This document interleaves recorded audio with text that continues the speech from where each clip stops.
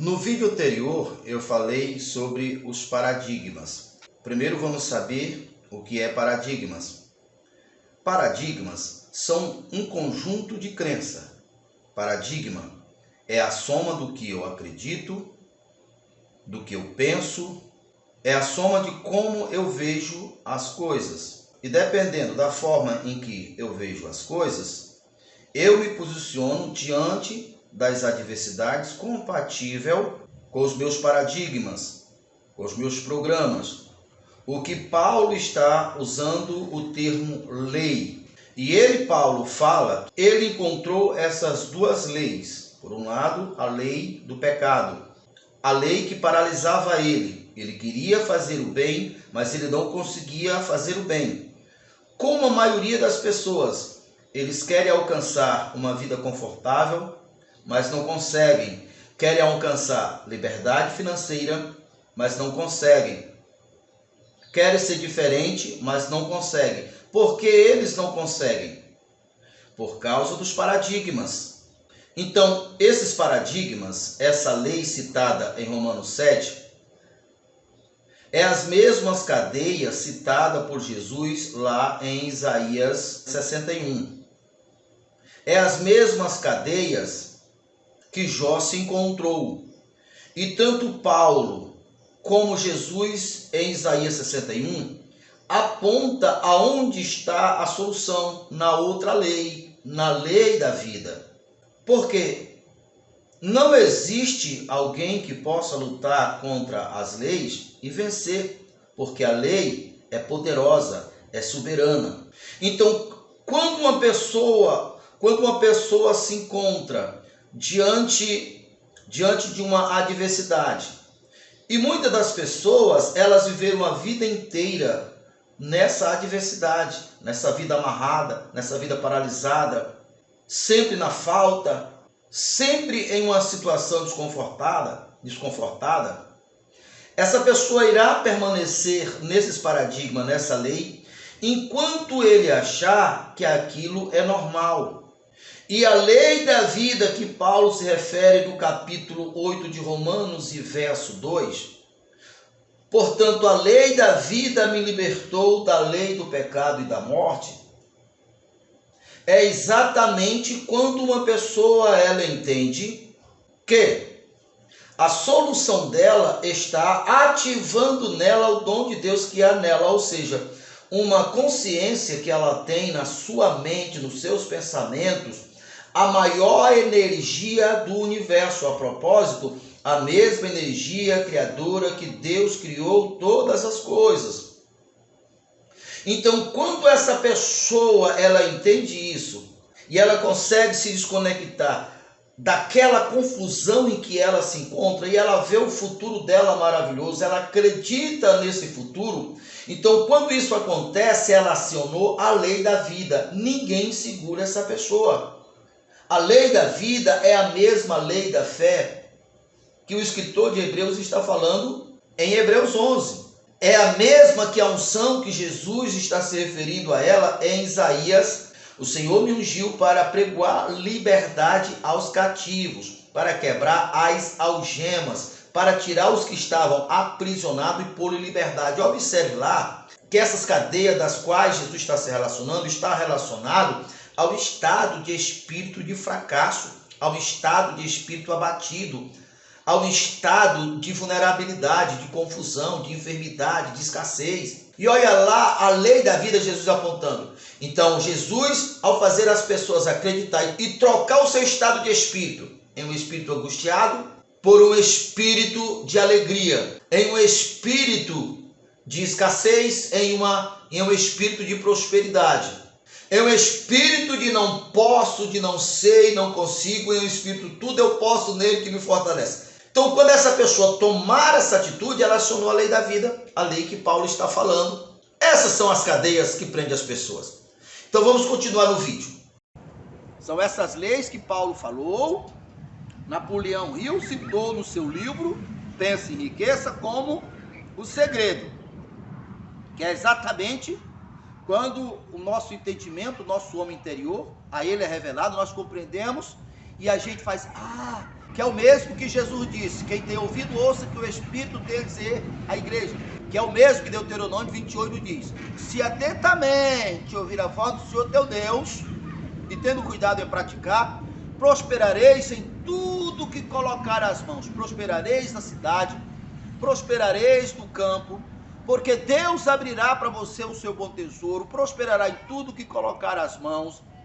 Você estará por cima e não por baixo, você é cabeça e não cauda, e você emprestará e não haverá necessidade de tomar emprestado. Vamos para a próxima página, aonde esse segredo está revelado. Aqui em Efésios 1, a partir do verso 3. Bendito Deus e Pai do nosso Senhor e Salvador Jesus Cristo, o qual nos tem abençoado com toda essa sorte de bênção. As bênçãos estão nas regiões celestiais em Cristo Jesus. O verso 4 diz assim: que o mesmo Deus que nos abençoou com toda essa sorte de bênção, como também nos elegeu nele, em Jesus, antes da fundação do mundo, para sermos santo e irrepreensível perante ele em amor. Verso 5. E nos predestinou para ele, por adoção de filho, por meio de Jesus Cristo, segundo o beneplácito da sua vontade, para louvor da sua própria glória. Você viu o segredo aqui? Você pode dizer: não vi não. Mas criatura, como você não viu? Aqui está o segredo. Eu poderia aqui dizer para você o seguinte: você não viu? Aqui está o primeiro registro do homem. O homem é mais velho do que o mundo. Você pode dizer: agora você está ficando doido. Não, não estou não. Olha aqui aonde se vê o homem pela primeira vez.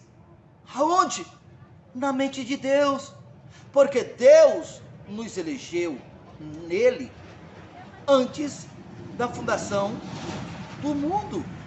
Então veja, aqui é o primeiro registro antes do homem estar na terra, antes do homem estar no seu corpo físico, esteve na imaginação de Deus, no pensamento de Deus. O homem é mais velho do que o mundo. Veja só, porque Deus nos elegeu nele antes da fundação do mundo.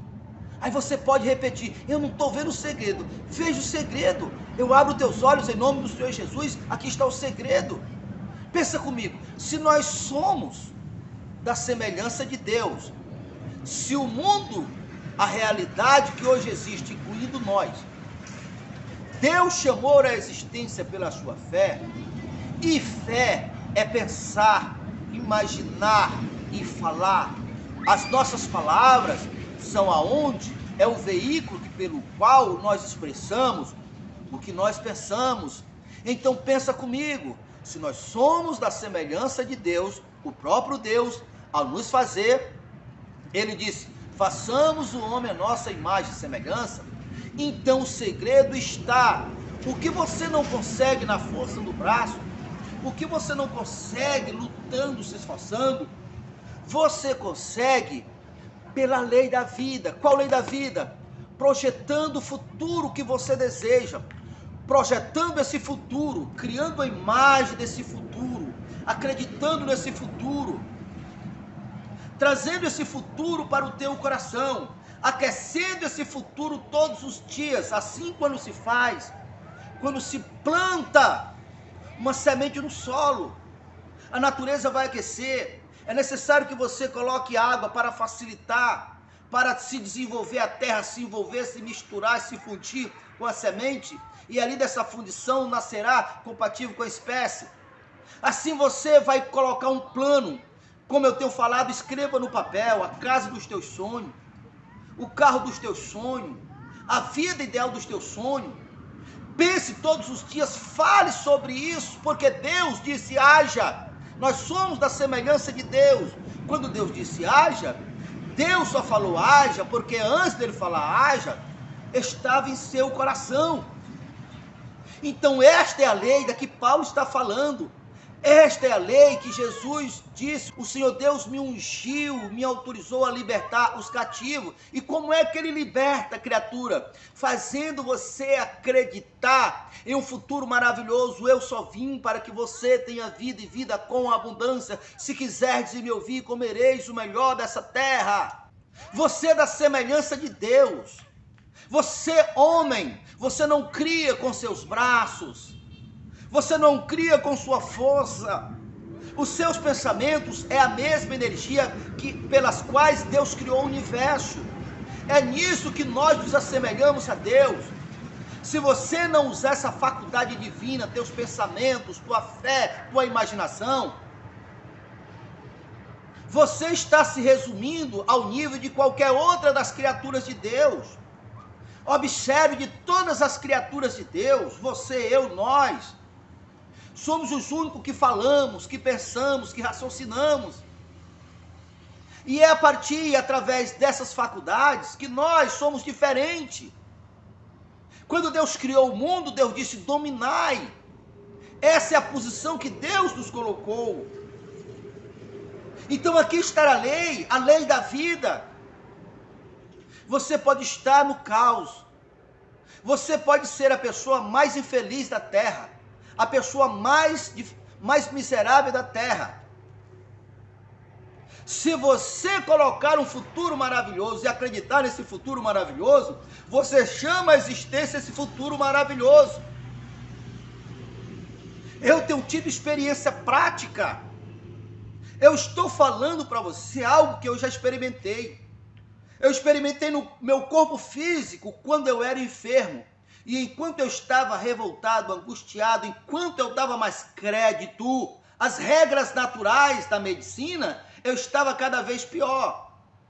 Mas quando eu entendi que a lei de Deus, a lei da palavra, a lei da fé é superior, ela não tem alguém superior a ela para desfazer ela.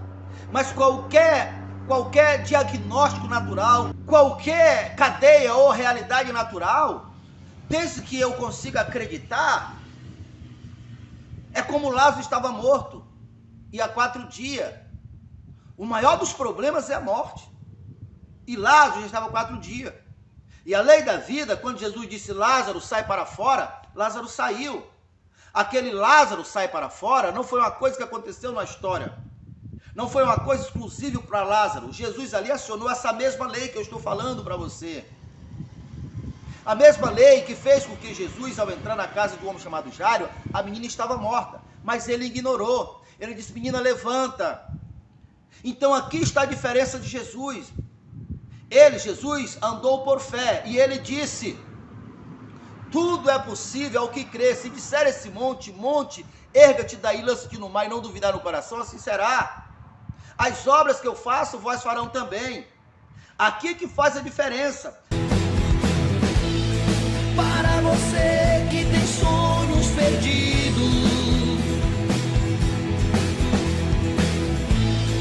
essa partida ainda não terminou. Basta você crer no Deus do impossível. Você vai ver teus sonhos baterem em sua porta, dizendo a você: estava perdido, mas estou de volta. Você vai ver seus sonhos baterem em sua porta, dizendo a você: estava perdido, mas estou de volta.